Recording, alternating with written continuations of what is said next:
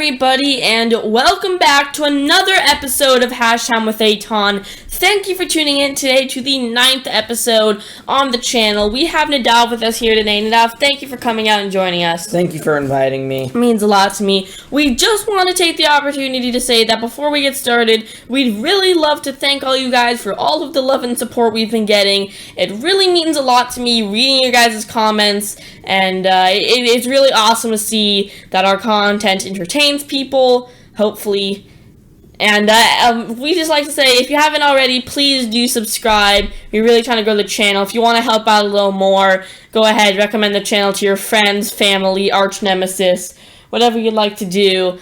But so we're going to get right into it, because today we are going to be talking about Camp Catastrophes. And we know what we've seen, and we know what we're talking about as the 4 years of YMCA experience. We have 4 years of YMCA camp experience tucked under our belts, and today we're going to be going over some two recent catastrophes that have happened during camp. We do intend to make this a multiple part series. So if you enjoy this episode, come back in 1 to 4 days for another episode. Alright, so the two today that we're going to be talking about takes place at paintball camp. So the AKA military simulation, because our camp counselor is literally from the military, and when some kid, I think he was complaining and whining and, asked everyone for more paintball. I forgot what he was doing, but he literally made us run laps in 90-degree snow pants carrying paintball gear. So the paintball camp at the YMCA, basically what it is half of the 3 days of the week, you go to Ramona, a paintball camp in Ramona, and really? Really, really hot over there. Or you go to Camp Pendleton, which is I think is a military base. Used to be a military base, now it's paintball. So basically what the camp is switching in between. So the camp had 10 kids, which you might be like, oh yeah, it's not fun because it's not a lot of kids. No, quite the opposite, in fact. Is even more fun because it makes for perfect 5-on-5 teams, and that way you don't have a lot of confusion or big teams, which is never fun. Well, big teams are kind of fun. Well, sometimes. Get me an ATV truck. So basically, since the camp was so small and the destinations were so far away, we got this little party bus with air conditioning and padded seats and stuff. Not that hard, plasticky school bus seat that you normally get on school field trips. So anyways, we were at paintball camp. It's pretty fun. In Ramona, it is really hot. It was 90 degrees over there. So they're making sure we're drinking a lot of water and taking frequent breaks in between games. However, it was really fun. We played a couple games at first, and but just the basic death match between if you get shot, you're out. And one of the ways they tried to switch it up is after lunch, some of the counselors decided that they wanted to switch it up a bit to make it a little more interesting. Now, don't get me wrong, it was already interesting enough as it is, because paintball like a freaking war movie. Because paintball is fun, full of action already, but they decided to switch it up a little bit. So we had to play a game mode. Game mode meaning they changed the set of rules. They changed the set of rules to make it more interesting, and the objective of how to win the game the objective was capture the flag. So in case you're wondering how capture the flag in paintball works, it's pretty much like regular capture the flag, except there's only one flag. So how it worked is that there were the attackers would start. People were trying to get the flag would start probably 30 feet away from this flag. Building or specific area. And the defenders would start in these metal containers, both on each side of a flag, and you won by grabbing it and running away. So now keep in mind, this was in a foresty spot. Yeah, this was covered by a bunch of bushes and trees. And I almost felt like screaming "Good morning, Vietnam." Yeah, so basically, it was going okay, so you start in this base area, and you have to defend the enemy team from coming in and taking your flag. And one of the crucial issues you'll find with this game mode is that it's heavily defender-sided. Yeah. Because they had these metal shipping containers that they cut one of those sides was completely cut out, so you could go in, and they cut windows inside of the containment cell or whatever, inside of the containment hole of it. So you could go in there and peek out the windows and shoot, and it was good because you couldn't get, your whole body wasn't exposed. Yeah. It was just the part they were shooting out of. And so what ended up happening, the defenders would just camp inside of that containment unit for, like, the entire game. So it's really hard because you really had to hit them through the windows. Or run around into it and shoot them all. So, one game, we're defending. Me and Adav were defending. And so, we're, like, pinning them down, 30 seconds left, and we're like, we got this. Some guy, cue Indiana Jones music, runs in, we're all firing at him, we all somehow miss, he grabs the flag and runs away. Like, and then I'm pretty sure fast. And then I'm pretty sure some kid nailed him in the back of the head. So, one of the issues with the whole peeking out of windows deal is that when you're hiding inside of the containment unit, you never know if someone's aiming at the window. Yeah. So basically what will happen is you'll be like, okay, I could go and try and shoot out the window, but somebody might be aiming at the window, but someone might not be. And it was always a difficult, like, choice, right? Life or death, but not really, sort of situation that we were going there. And so it was kind of difficult to decide, but several kids peeked the window and got absolutely roped by some kids in bushes. It seemed as though they were like, they came out of something that looked like Picasso. Yeah, some kids came out of the arena looking like Picasso. There's so much paint on them. But I vividly remember I was on the defending team with Nadav. Me and Nadav were normally on the same team because we were allowed to pick, I believe. Yeah, and there's no way Eitani Wani would not want me to absolutely shred him. I felt bad for Nadav. Like, my aim was dead on. I hit the guy. It only took me 2 days to hit the first person. Anyway, so at any rate, I was sitting in a bush, a literal bush, and it was a little spiky, but I was wearing protective padding so you don't get hit so hard. Snow gear. And so I was hiding in a bush around, to the left of one of the containment units. I was hiding inside of this bush. And so, picture this. There's this big, open, plain circle of dirt.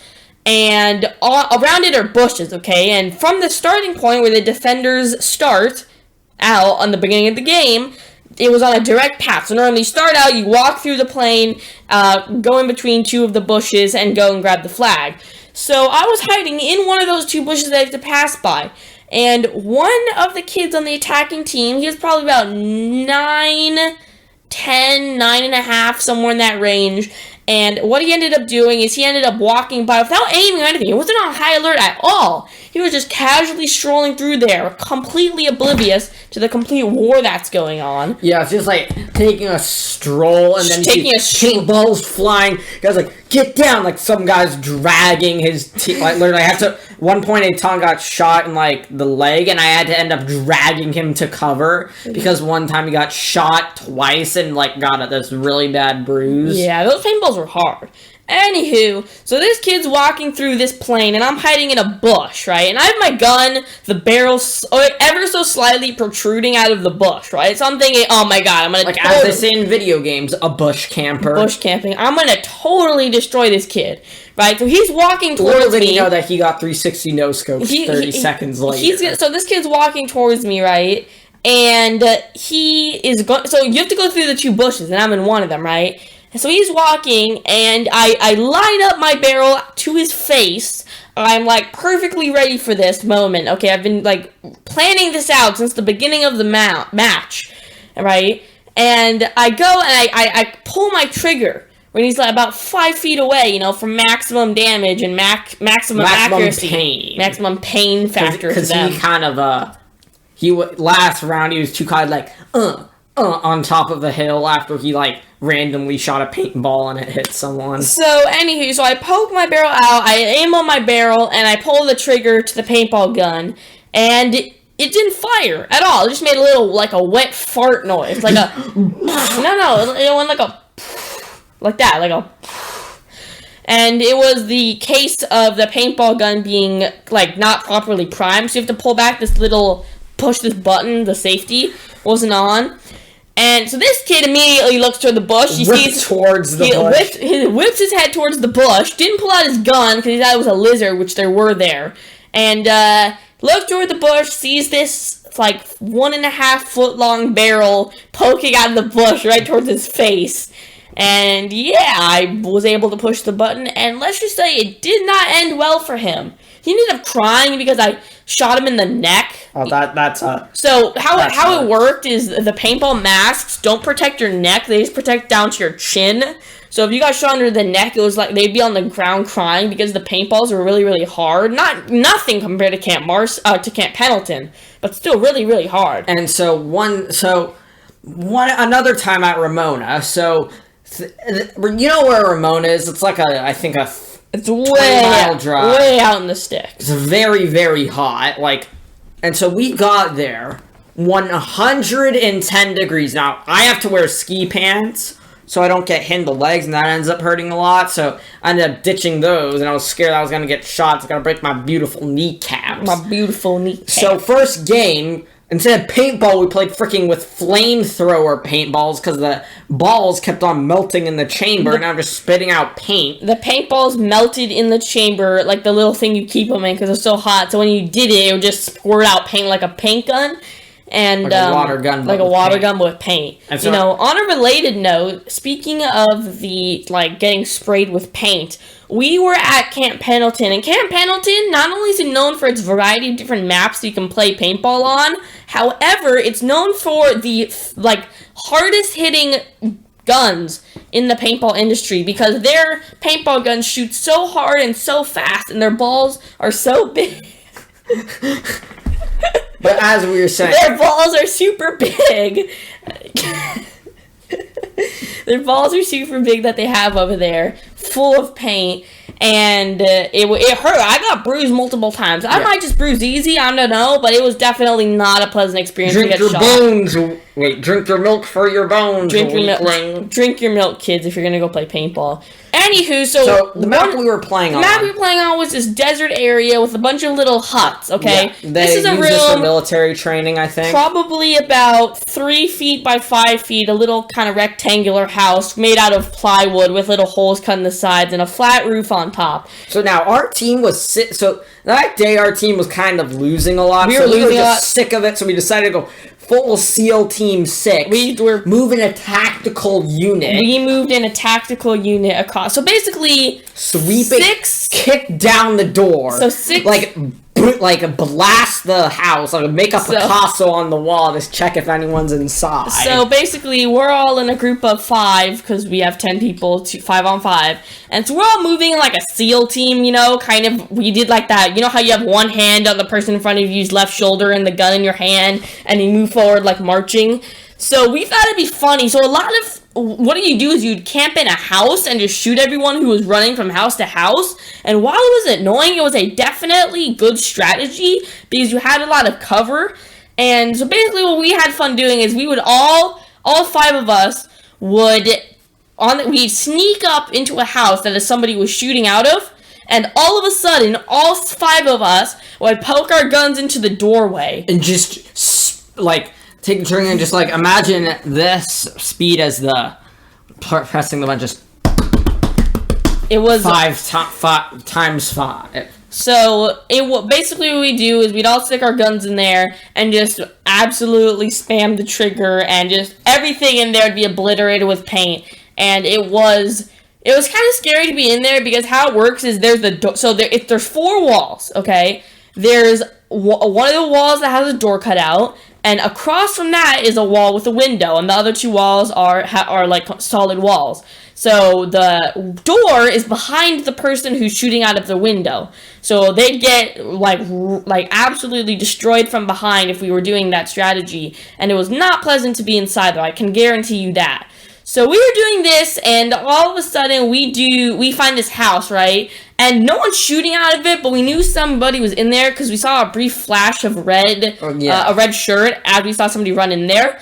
So all of a sudden, we all sneak up behind this house, and we count to 3, and we imagine just sitting inside a small little hut and hearing saying, "I'm gonna win this," and then you just hear someone say, "1, 2, 3, go!"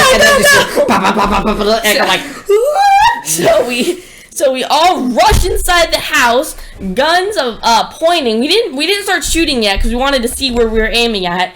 And we see this probably about 8-year-old child sitting in the corner of the house, desperately trying to fix his gun, putting paintballs in it. And so 9-year-old child 8-year-old child with 5 heavy-hitting big ball paintball guns 3 feet away. 3 feet away, pointed at his face while he tried to fix his thing. And then, yeah. You just could have probably heard the shriek.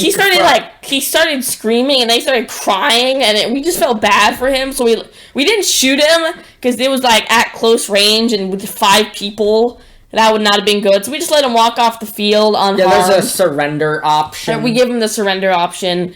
But that paintball camp is definitely an experience. You know, it really is, especially when you don't have many people. It really is a true experience to, be able to go into war, if you will, with paintball. War without death. War without death. Still makes you piss your pants, because you don't want to make it look like you pissed your pants if someone hits you in the right spot. Oh, yeah. That has happened on multiple times. Okay, quick thing. Once I accidentally shot a dude in the balls with the paintball, and it didn't pop. Ooh. Which hurts a lot. So when we were like getting ready for the next game, I dropped 2 into his thing and said, and I was here's the ball, here's some extra balls because I broke yours last game. Yeah, no, paintball. That was the highlight of my day, probably of the week. Paintball camp was definitely an experience. Yeah. Anyways, yeah, so that does it for this episode. Let us know down below in the comments if you'd like to hear more of these. We have a bunch of different camps, a bunch of different stories, right? We have robotics camp, was one where we went to the lake a bunch of times, one where we played with robots. There's a lot of good stories, and so we just like to thank you guys for tuning in today to this episode of Hash Time with Eitan. Nadav, thank you for joining us today. Thank you for inviting me. It's been an honor having you here. So yeah, if you guys really like this episode, please comment down below. Apologize for it being decently long. We know you guys' time is valuable, so we're going to try and make them a little shorter next time. But yeah, so just tell us down below if you'd like to hear more of these stories. We are thinking to do a couple parts, maybe like 3 or 4 parts to this series. Thank you, Nadav. Anyway, so yeah, so just if you would like to let us know that you like this episode, hit the like button, comment down below. If you haven't already, please do subscribe. It would mean a lot to us. But yeah, so we'd like to thank you for tuning in to this episode of Hash Time with Eitan. Have a wonderful day.